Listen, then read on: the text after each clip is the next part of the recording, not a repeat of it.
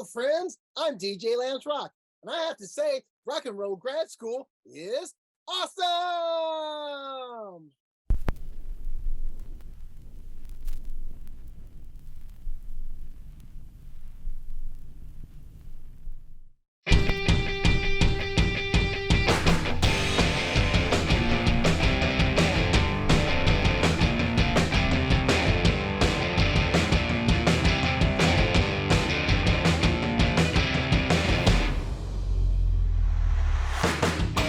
This is Rock and Roll Grad School with your hosts, Heidi Hedquist and Luke Poling, Yankee Hotel Podcast. Hello, kiddies. We are going to have a real good time together. We are talking with, and at first blush, this may not make sense, but it will, Satori Shakoor, who is a storyteller, writer, poet, performer extraordinaire. And she has a new one-woman storytelling film. It's not really stand-up, but it's funny. It's not a play, but it's got a lot of jokes in it. But we're using her, we're running our conversation here because she also was a Bride of Funkenstein and a member of Parliament. Yes. And we touched a little bit about that, but we thought this was a good chance to share this one. And it's a very good interview. It's a lot of fun, and she's a fascinating person, and her film is available. It's streaming all over the place, so you can rent it. We need to first discuss what just came across my desk about 2 hours ago. Okay. I don't know if you saw it, from our friends in Pearl Jam. I was, yes. Well, I was not looking on your desk, but yes, I did see it. Came across my desk too, believe it or not. Interesting. Well, it's like we have the same PR people. Matt Cameron has left Pearl Jam, unfortunately. He's taking a step back. Which makes me wonder, is Soundgarden doing something? Maybe. Or maybe he just wants to chill out for a while. Yeah. But either otherwise or nevertheless, Pearl Jam yet again finds themselves without a drummer, and he will be a hard one to replace, certainly. Indeed. After 27 years. Yeah. Which, I mean, that's a record for that band, certainly.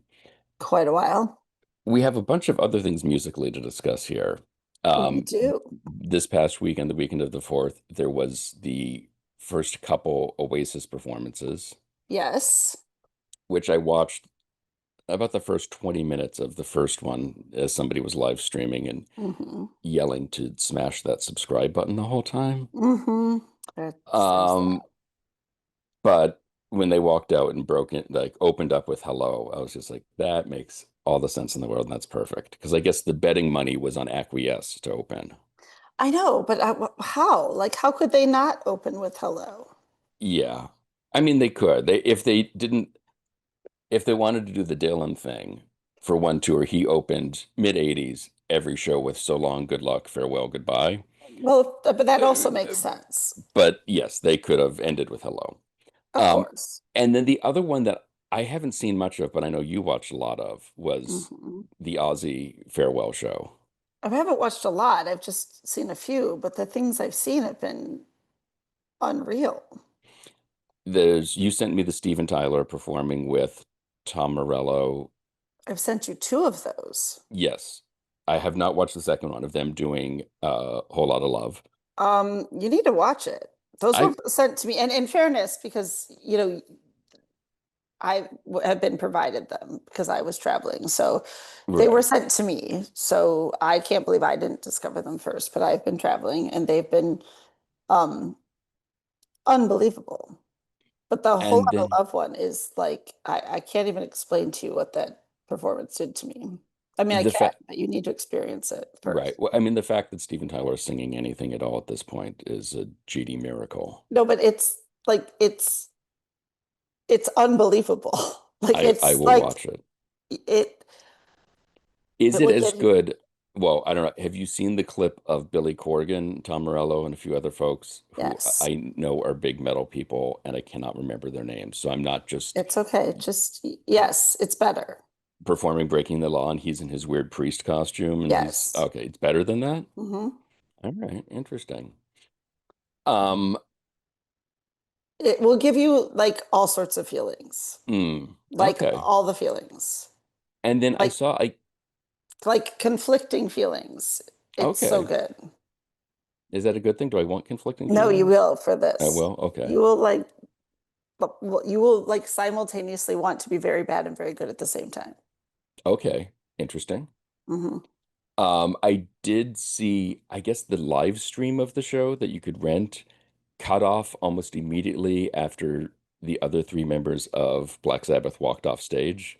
So it looked like the rest of the band was angry with Ozzy. Of course. And so they brilliantly cut off the band coming back out and giving him a cake. So little misunderstanding or perhaps a Stunt. well, whatever you saw is not exactly what actually transpired. But I saw there's some great footage of various people backstage hanging out. I mean, the lineup for metal was insane. It was insane. Like it was like, and the sound was unreal. Like props to the sound guys for this Hmm. performance because metal And they can don't go. get a lot of attention. They don't. And a performance like that, especially with metal performances, they can either be pristine or they can go south really fast. Or And, not. right. And to have that many performances and that many people, Mm, it was unreal. And there's, of course, the Jason Momoa in the pit. Everyone loves sure. that. Right. And then Ozzy, of course, posted the video of Jack Black and the kids, Mm, which was originally done for my love Tom Morello's mother's 100th birthday of Mr. Crowley. mm. But the video, actual like video, like music video version, Hmm. stellar. Yeah, it seems Um, like, and it it was seems a like good time. and they had a really good lineup of folks. Like, I mean, I'm assuming it seems like everybody they called said yes before they could get the words out. Yes, and everyone was having a blast. I mean, if they called us, we would say yes before they got the words out. Clearly, I mean, yeah, what we, would we perform? doesn't matter. We just introduce. Well, we'd have to perform. Well, you'd be hanging on Tom Morello, so I wouldn't hang. I don't hang. okay, sorry. That's way to like make people think that I'm totally different than I actually am. Right, fair. I apologize to you and yours this holiday season. You have actually seen me in action. I do not hang. This is true. Um, no, we could introduce some bands. We'd be great at it. Uh, I think we have to actually perform, right? Don't we have to sing? I think we have to sing "Close My Eyes Forever." We could do that. I guess Mom, I'm Coming Home probably they wouldn't let us do. No, I think we have to be Lita and Ozzy. Which one do you want to Oh, be?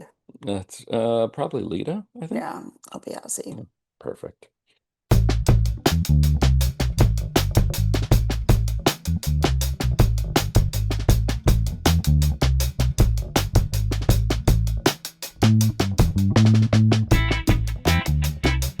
It's such an emotional journey, and there's so much honesty to it. Um, Did you did you watch it? ever kind of feel like I did? Yes. Yes, we did. Oh my goodness, the whole thing? Yep. Oh my God, Quiz I'm me. so excited. I'm excited. Okay, I want to hear your feedback because you're just meeting me and you can be just as honest as you want, but I need the test drive feedback. No, it's a really emotional story that goes in a bunch of different directions that every time you think it's gonna, you know where it's headed, it does not head that way. Um, and it's one of those things where in the back of your mind you're thinking, this probably turns out all right because she is able to stand in front of us and tell this story.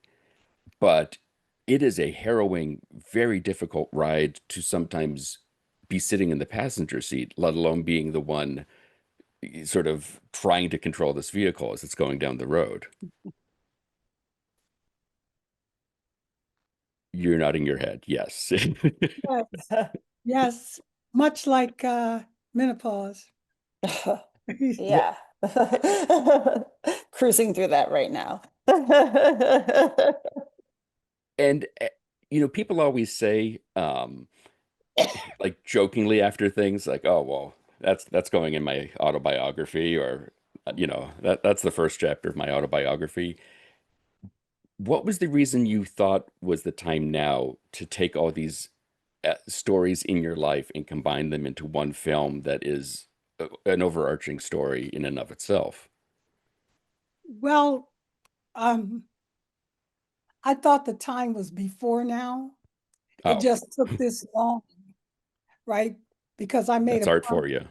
Yeah, I promised my younger self that I would write about this on the other side.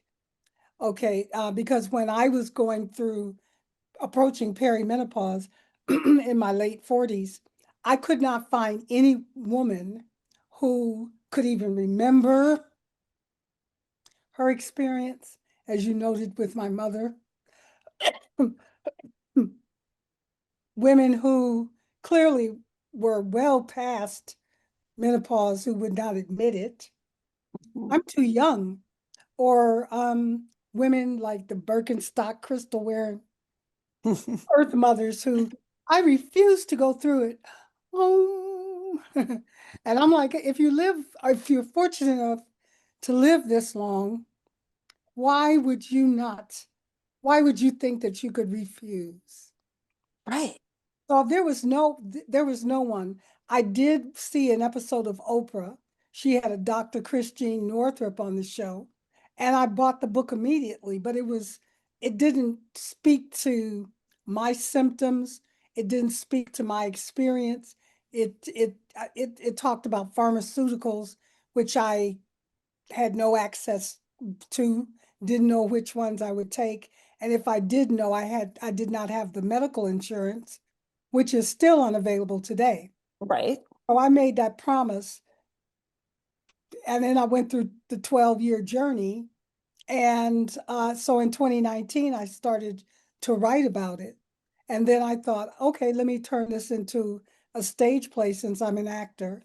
And then it was like, wow, I've written something that would be exhausting to perform 8 shows a week. I'm going to make a film, and then that way it can live for other women coming behind me. So I made the film, and it took 2 years through post-production, raising money, getting it to being released June 12th. But in that, and another intention was to get women talking about it because it was taboo. And Right. I wanted to bust some of the myths around menopause, which is, you're over, you're done, you're through, and to take your power, because when I was going through it, most of the self-help books had to do with women getting men. Men are from Mars, women are from Venus. The rules Yes. Oh my God, the to rules. perform to get a man. And so therefore you didn't want to say, I'm approaching menopause, or I'm going through hot sweats and and all mood swings and things like that, because men, of course, and Luke, you may be completely different, but they want you to be juicy, perky, and being able to have babies. So women today can look younger and be younger and youthful than our grandmothers or even our mothers in some cases. Now I'm not talking about plastic surgery either. We have the luxury of going to the gym, having knowing what foods to eat, um, and just the kinds of things you do to take care of yourself. Beauty is um, a big marketing thing out here. So we can look beautiful, we can look young. But the important thing, what I wanted women to get at the end of the film, was that menopause is kind of like a rite of passage. It should be like a bat mitzvah. People should celebrate, because now you do not have to concern yourself with being a mother and giving your life to the raising of children, you can now do that thing you've always wanted to do, because we've always wanted to do something. And some of us have pushed it down so deep, we don't even recall what it is. And then some of, I've heard stories of women, and even here in Detroit, artists just one day buying some canvas and painting and then selling the work for $10,000. Yeah. Well, where did that come from? That's a very Detroit story. That's what we do in our city, right? We just do amazing things whenever. Doesn't matter how old we are, where it comes from. But it was always there, but Right. what, you didn't have it high on your list because Right. you didn't even think you were Right. going to, or whatever Right. the case is. It's But just now when, you do. right. And so and plus the largest demographic of women in the United States are in some stage of menopause, the largest. We have women who run for president, are governors of our state. Yep. Governor Whitmer has taken on the initiative of menopause. Yeah. Met her at the governor's mansion with Holly Berry, who is the face of menopause. And I'm part of the Michigan Women's Commission. We do town halls and we go Amazing. around, and the women come, and the doctors are there, and storytellers and sex therapists. And the women are chomping at the bit to talk. Well, what about, this is happening to me. When and we do not have enough medically trained doctors in this area, because you only get 1 hour in medical school on menopause. Which is insane. Insane. Because it lasts forever, first of all. And Halle Berry's story is insane. And what those doctors put her through when she tells a story of where, which I'm sure you know it, but for listeners who maybe don't, and I told Luke this story so he knows, but where she and her partner were basically treated like they basically told her she had the worst case of raging herpes they'd ever seen. And she and her partner, who were monogamous, both were like, I don't have herpes. And he's like, promise we're not cheating on each other. And obviously, she's had some traumatic relationships in her past, which have been very public. And so they both went through this horrifically traumatic experience of going, how do we have herpes? And it literally was, she was going through menopause and experiencing like some female situations that were causing some problems in that area, that if the doctor had just talked to her about it, but her doctor had no Didn't even clue, know. had no clue. And so she had to go to a different doctor, and they were like, you do not have anything of the sort. This is all it is. Sorted it out, and now everything's dandy. So that's why she kind of, after severe trauma, is like, I'm going to go sort this out for people everywhere. But I mean, it's amazing. And think of, you, Hallie, Gretchen, like those are some pretty, like three pretty hot, sexy women out there representing, and that's a pretty broad age range of hot, sexy women out there. And plus, it is liberating. I spent my whole life being terrified because I'm the world's, I love children more than anything, but never wanted to be a mother. I always wanted to be an aunt. So I spent my entire life being terrified of getting pregnant, terrified. There is nothing more exciting to me than not being afraid of getting pregnant. So To be I able to am very say, excited about that fact. to be able to admit that just because I'm a woman and I'm a female, that I want to be a mother. I never thought of myself as becoming a mother. I mean, of course, it's a possibility, but and then I talk about postpartum depression because again, women don't talk about not bonding with their kid. We hear stories of the Susan Smiths. We hear stories of the women leaving their babies in garbage cans and on doorsteps of churches. But I would judge those women in the past. Right. But now I understand, being somebody that teaches storytelling and working with different agencies here addressing maternal mortality, that a lot of women are going through postpartum, but now we know about it, and so they give you a list of symptoms. But a lot of the women would tell their stories, I got home. I was so depressed. I put the baby in the baby seat and I drove back to the hospital to give it back. Just Yeah, psychosis. right. And if it goes untreated, it gets worse. So I just thought, oh my God, I'm just a bad, terrible mother. And I, you know, because what else could it be? And we're held to such a high standard of mothering. We're supposed to be perfect. You know, it brings out our nurturing gene, and when that's not happening, and you look around at all the other mothers, your sisters, and they seem happy and you know, changing a diaper is Oh. I'm going through this hell and I have to pretend smile and not say anything. It was hell. And I'm It's, imagining after performing this, you must have gotten a, a huge amount of stories from people coming up to you and saying, "You are telling my story." yes. Sorry. Yeah. We had Q&As after and Hmm. couldn't get the women out of the theater. I had a soft screening of the film because I wanted to see did it translate from the stage to film. Couldn't get the women out. They wanted to talk about everything. We even filmed the Q&As. And one woman said, well, I want to talk about sex.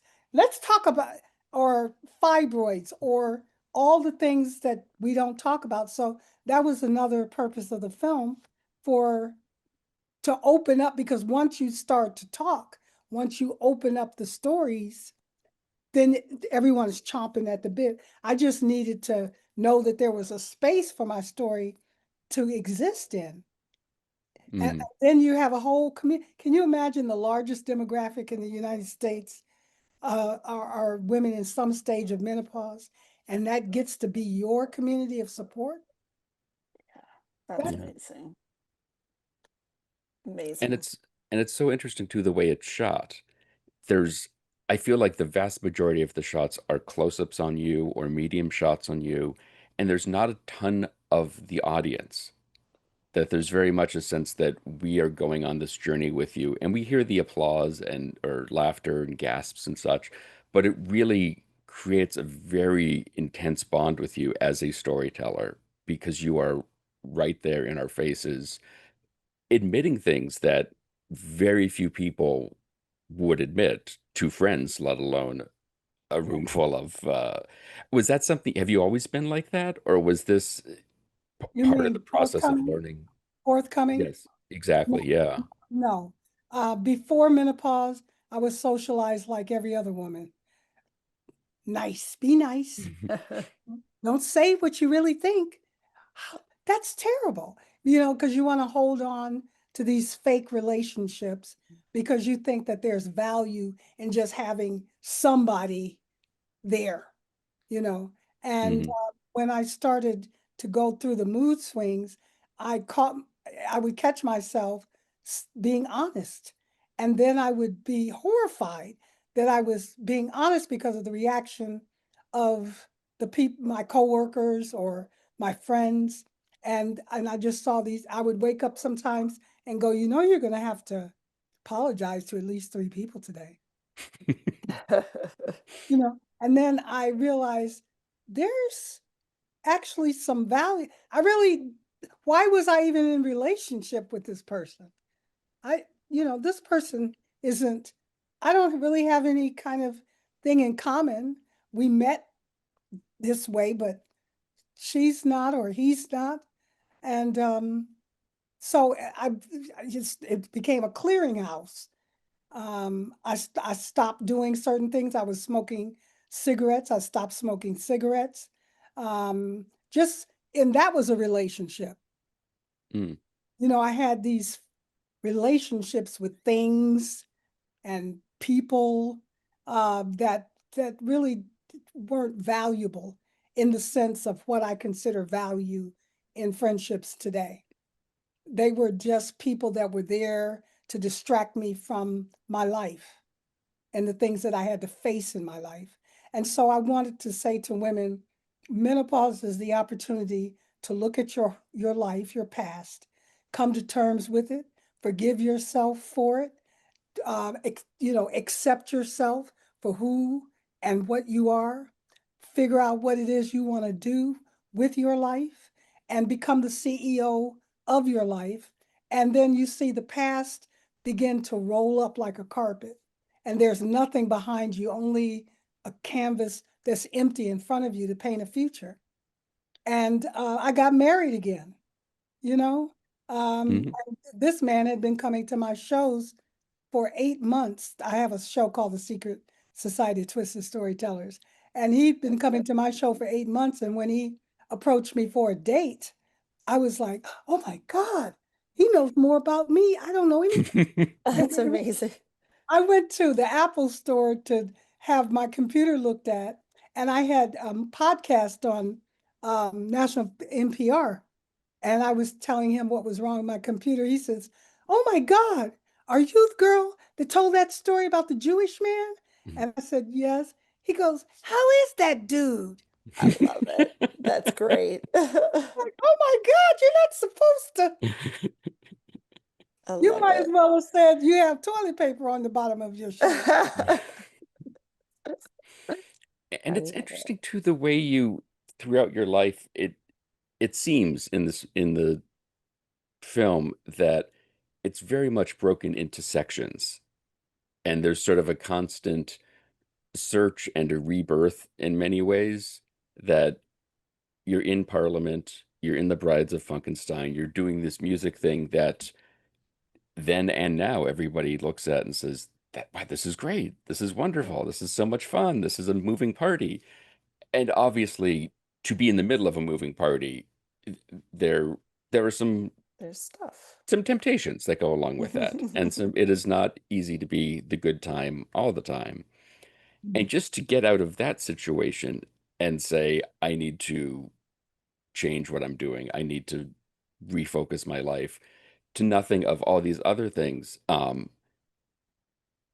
Was it really, did it all culminate the way it was in the film, or is there a little bit of poetic license in some of these moments of forgiveness of yourself?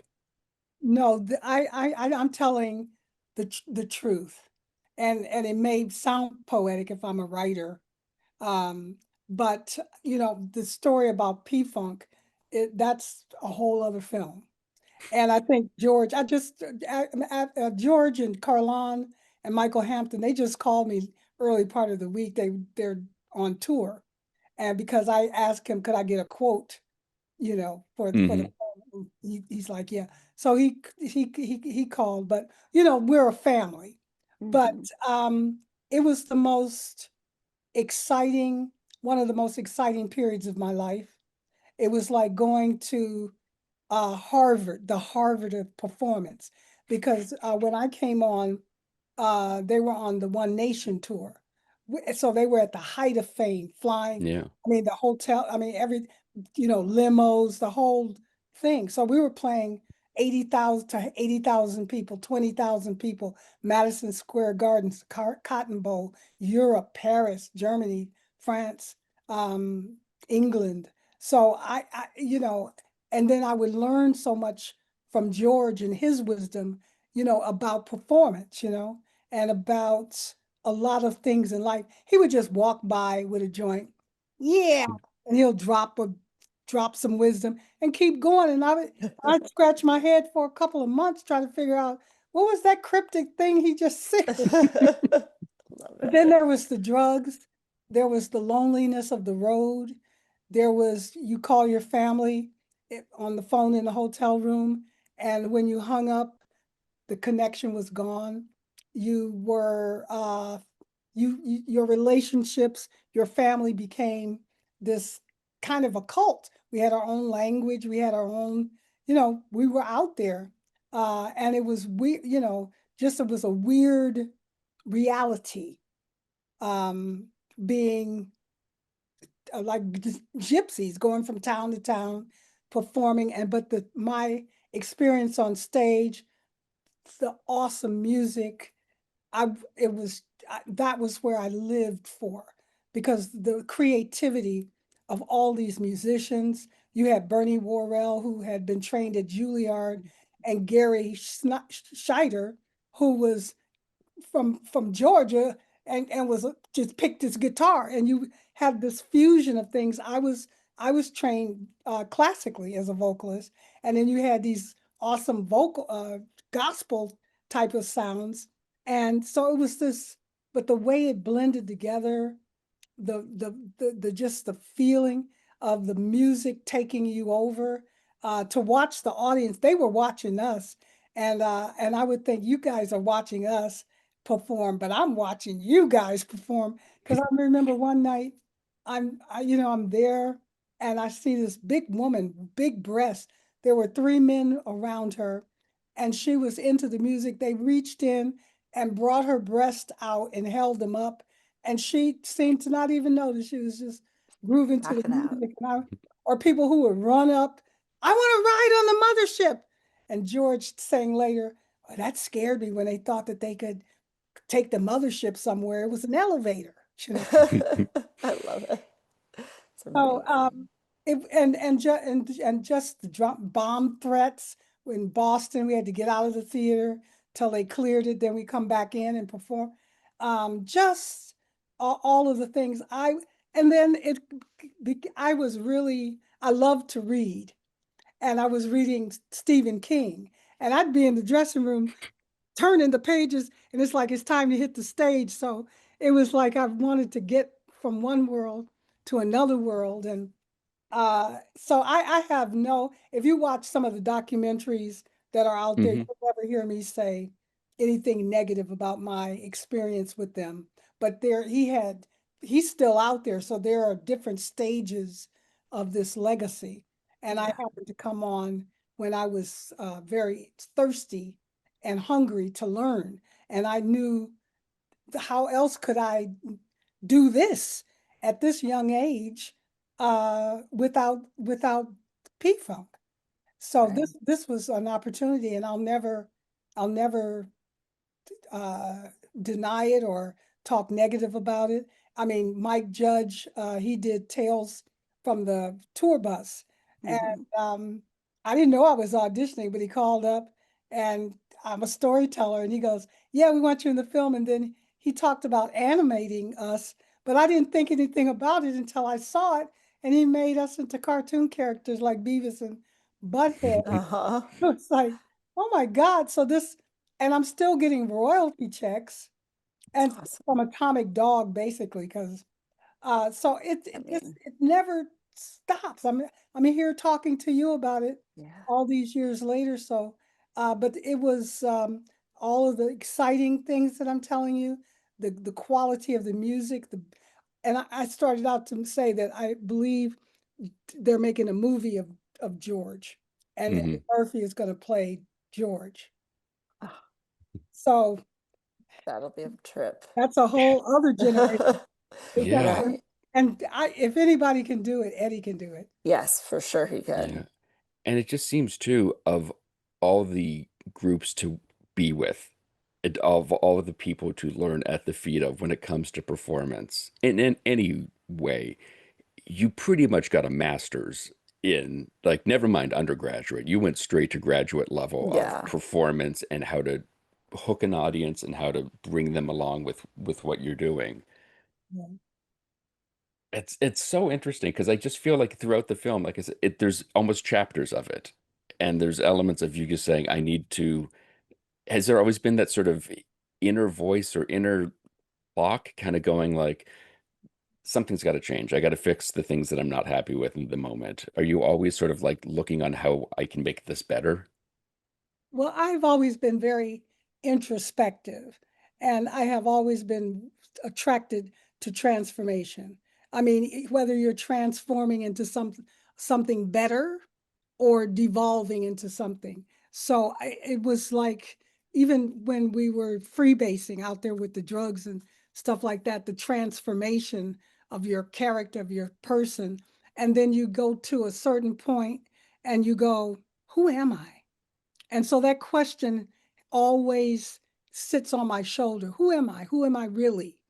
And that, because I thought I was this, and then I discovered, no, that's not. And then I thought I was that, and I wasn't that. And so each of these life, I guess when your life changes, life altering moments, I got into that question and then made changes to my life. But the steady thread that moved through is that I'm an artist, and artists do more than sing and write and perform.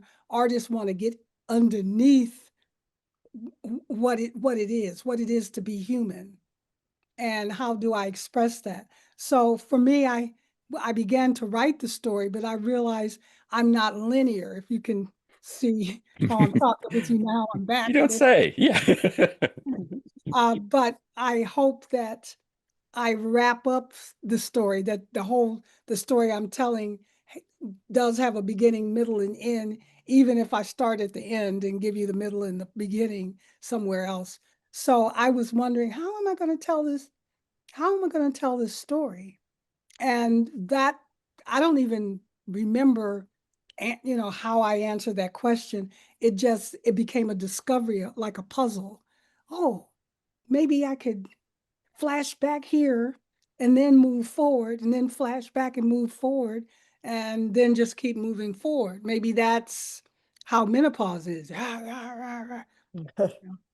So you won't hear me talking a lot about menopause itself or pharmaceuticals. You'll hear me talking more about entering into this stage of life and what it had to offer me through the tragedy of my son having the car accident, having to come back to the hospital I gave birth to my son in, and having to come tell the truth uh, to not only myself, but my ex-husband and the audience.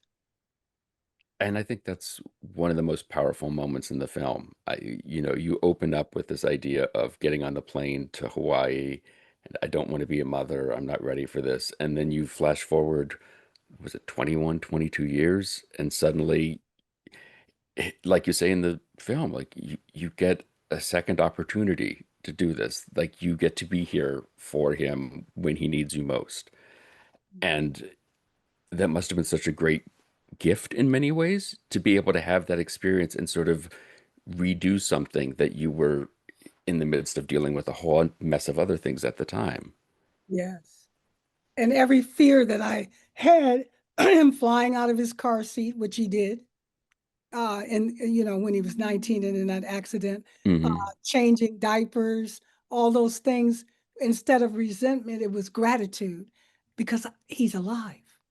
And I Yeah. get to take, and I'm ready for this, and us being able to talk and listen to each other, which I think is one of the most powerful things that any human being can do. Particularly, listen is a service. It's a profound service you give to someone, which is what you're giving me right now. You're giving me listening, which how many people actually get to be heard? You know what I mean? It's Hmm. not something to take for granted, and I think we don't take it for granted. We just assume we're not going to be listened to, and we know when we're not being heard. We know when somebody's not listening, and we know when those times are darkest, that people kind of want to shy away from you, or they'll say, "Oh yeah, my grandmother passed away. I understand what you're going through," and every loss is every loss is a loss. But every loss is not the same. I remember going to a grief support group, my sister and I, when we lost our mother, and then when I lost my son, and they were going around the room talking about who they lost. And there was this Korean woman, she started out saying, "I lost my brother, and that's okay, but I lost my bird." And she started to talk about her bird, and I was almost dying laughing until she started to describe the loss. And Hmm. then I saw that her loss was no different than my loss, that it left a hole in her soul. that whatever that bird gave her was something special and something good and rich for her. And so when people say my dog died or my cat died, I don't, I treat that highly, you know, I Yeah. respect. Mhm. Well, it's the film is lovely, but I mean the root of all of it is the storytelling and the way you thread this needle of telling this amazing story and sort of letting the audience go along with you on it. Um, there's not a lot in it that I can relate to on a one-to-one basis, believe it or not, but there's so much of it that I can relate to on another basis. And I think that, I mean, as a storyteller in any form, any art form is trying to tell your story. And I think you do it really, really well in the film and in the performance. There are moments of it is a difficult watch at times because of what you're going through, but I think at the end of it, you kind of feel like, all right, we've achieved some grace, some peace. Do you feel that way? Um, do I feel like in the end I achieved some grace? That yeah, sort of reached a peace with perhaps yourself, or you're Oh happy with yes. the current Oh iteration yes. of. Oh yes. I am. I feel free, you know, like a burden. I felt this before the film, before I got to the film, but in sharing the story, I find even in your conversation I'm having with you, it makes me feel even more free.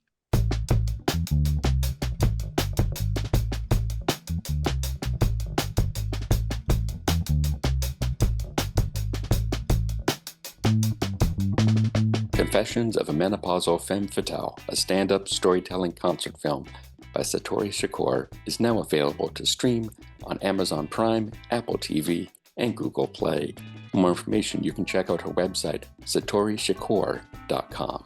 You can check us out on all the various socials. Be sure to visit our website at rockandrollgradschool.com, and don't forget to leave us a review. Today's show is produced by myself and Heidi Hedquist. Our reluctant producers are John Sauvé and Sandy Stone. Our willing producers are Rachel Allen and Randy Jeanette. Our intern is Zach Jackson. This one's for Philippe. Thank you, good night, and may all your favorite bands stay together.